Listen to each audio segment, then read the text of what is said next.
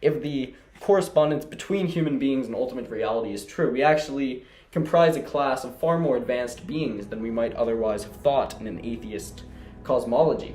Chris Langan says, perhaps the most profound change in our worldview will come from learning that living, breathing human beings are not just emergent phenomena which supervene on brute physical processes. CTMU human beings comprise a class of entity with a very specific mathematical formulation and an essential role in the structure and dynamics of reality. What is, precisely, this role? Chris Langan says that by virtue of free will, the universe is created by sentient agents existing within it. This again happens through incoversion, the global structure of the universe mapping to every point and being within it. So the important thing to understand is that quantum mechanics reveals the universe, we typically think of the universe as essentially consisting of materials and relationships between those, but this is actually false. It's a space of a tapestry of infinite expansive potential which can then be collapsed into materials upon observation when we look at it. Thusly, our observation could, this is the Copenhagen consensus, this is Niels Bohr, Heisenberg, this is mainstream stuff. So thusly, our observation could properly be called observer participation. This is John Wheeler's thesis, because we're representing it as internal reality. In a limited sense, we're then creating the thing that we're viewing. So this goes back to, again, John Wheeler's idea of the participatory universe, or the observer participation thesis, that the act of observation plays a role in the creation of reality. The universe is not fixed and predetermined entity, but rather is constantly being created through the interactions of observers and the observed. He says, the very building blocks of the universe are these acts of observer participancy.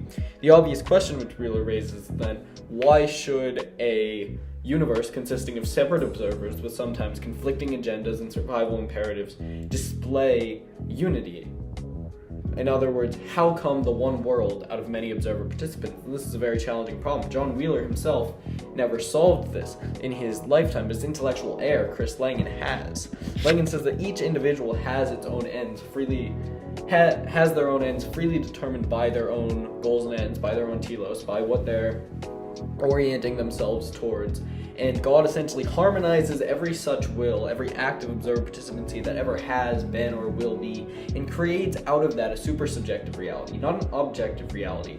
It's a network of all the personalities that ever have been or will be.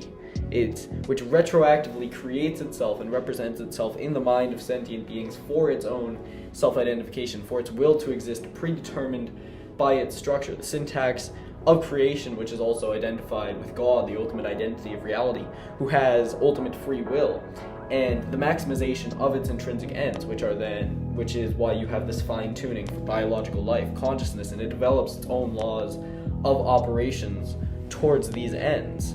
So this is why the participatory universe is also called the participatory anthropic principle, because it implies that reality is finely tuned to allow for life, and that we, as life, participate in this fine tuning. It's like Douglas Hofstadter's idea of computation as a strange loop. It's a recursive structure, it's self-calling, but that also means it's self-generative, and that is a necessary property of reality by the metaphysical ontology principle. In his 1979 essay, John Wheeler says, we could not even imagine a universe that did not somewhere and for some stretch of time contain observers.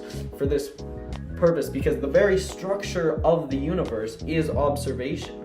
It's like George Berkeley said, esse est percepi, to be is to be perceived, being is perception, being is its own self-identification. Epistemology and ontology are coupled in the CTMU. The reason for being is self-knowledge, the infinitary self-exploration of God's own structure by exploring all semantic potential, as differentiated in the mind of observer participants. To wrap up, Tyler Goldstein says, in the vein of Chris Langan in the sentient singularity theory, that sentient/self-aware beings are arranged into a nested, quasi-periodic fractal pattern of stacked holonic structures, which means all the sentience in the universe is embedded in every point. It's holonic, it represents the whole. And then there's a stacked, which is this structure distributes at every level. It's a distributed form. And this pattern forms a single self-reflective knot of perception.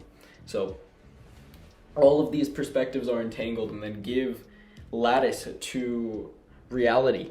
and heading an assembly body. So this is, what allows the universe to actually self-configure and self-actualize, that integrates multiple entangled strings of information. So it's taking all these perspectives and it's harmonizing them through this global structure, and that's what God is. It's observer participants with free will that give character, structure, and existence to the real universe. It is free will that is the defining character of everything in creation.